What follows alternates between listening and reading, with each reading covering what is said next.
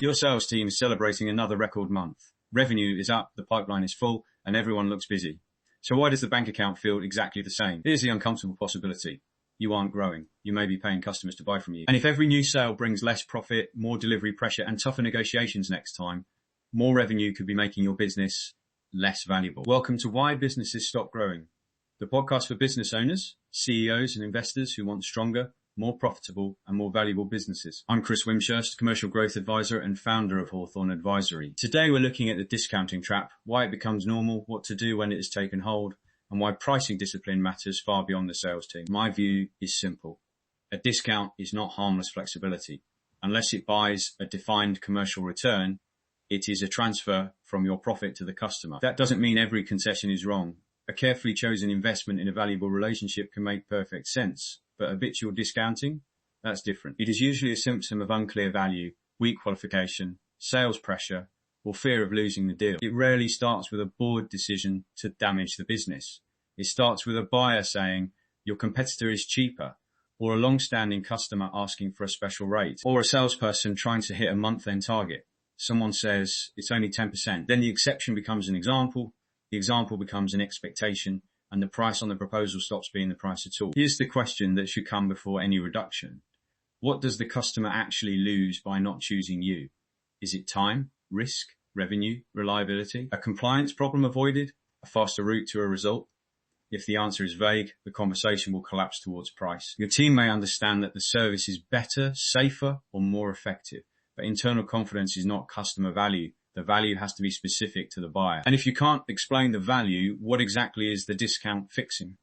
It may be rescuing an opportunity that was never properly qualified. The budget was too low, the scope was too ambitious, or the buyer was never a good fit. But the team has already invested time, the forecast includes the deal, and nobody wants to walk away, so the price gets cut. That isn't sales discipline, it's delayed decision making. Let's look at the arithmetic. The service is priced at £100,000. With direct costs of £60,000. That leaves £40,000 of gross profit. Reduce the price by 10% and the customer pays £90,000. The direct costs may still be £60,000, so gross profit falls to £30,000. You have given away £10,000 to win the same operational piece of work. To replace that lost profit, you need another sale. Quite possibly another discounted sale. But the concession doesn't always stay £10,000. Imagine a consultancy that cuts a project from £100,000 to £90,000. The client then asks for weekly board updates, 2 extra workshops, and 30-day payment terms. The delivery team absorbs more work, the cash arrives later, and the margin takes another hit. The discount was visible, the consequences were not. That's how our business becomes busy and still feels poor. There is a market effect as well.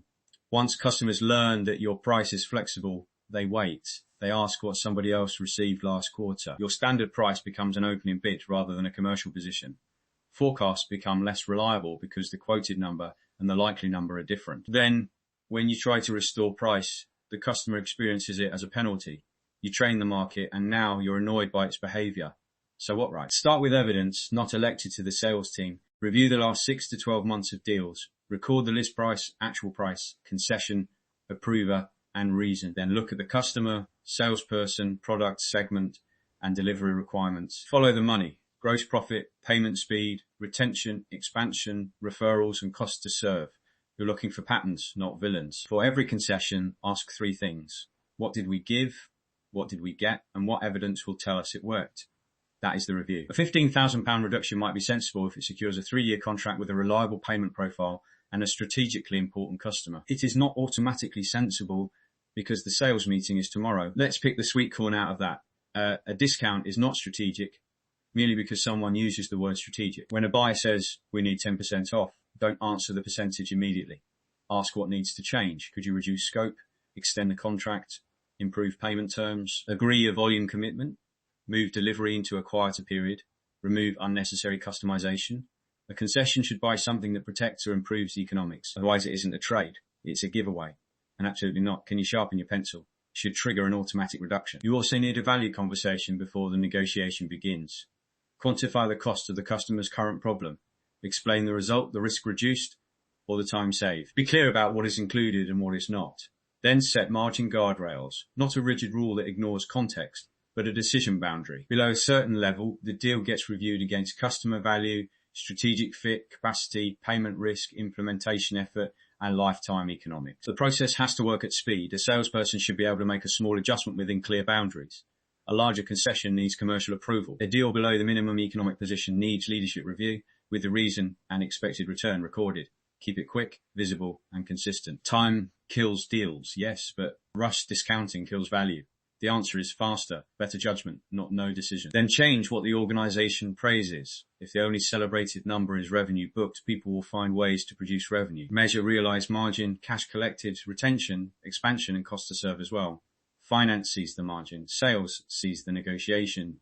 Operations sees the delivery burden. Leadership sees strategy and future value. Bring those views together, because a deal that looks clever in a sales meeting may be damaging in delivery. This becomes especially important if you're preparing for investment or an eventual sale. Buyers don't just look at turnover. They examine the quality, predictability, and profitability of revenue. They want to know whether customers pay reliably, whether margins are sustainable, whether you have pricing power, and whether the founder has to intervene in every important deal. A business dependent on concessions can appear larger than it really is. Pricing discipline strengthens cash generation today and confidence in the earnings someone may buy tomorrow. So take a close look at your next 10 wins. What price was quoted? What price was agreed? What did you give away? And what did you receive in return? Then check whether the customer fit your strategy, capacity, and economics. Improve the value conversation. Set sensible boundaries. Trade every concession for something useful. Reward quality revenue, not volume alone. Refusing bad revenue is not a sales failure, it is a growth decision. If your sales are growing but margins, cash generation, or customer quality are weakening, examine the price you're really getting. And if you know a business owner, CEO, or commercial leader who needs to see the true cost of discounting, share this episode with them. Follow Why Businesses Stop Growing for the next commercial diagnosis. Thanks for listening to Why Businesses Stop Growing. Until next time, keep asking why.